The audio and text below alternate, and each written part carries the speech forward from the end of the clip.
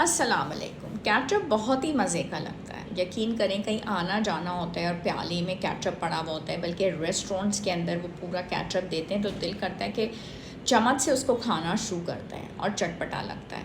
यकीन करें कि आप कोई समोसा या पैटीज़ लें और उसके साथ आप थोड़ा केचप डालते हैं और उसको आप खाते हैं। क्या आप ये जानते हैं कि एटलीस्ट मिनिमम भी आप कितना केचप खाएंगे? 3 चम्मच तो एटलीस्ट एक ही चीज़ के साथ आप खा लेंगे।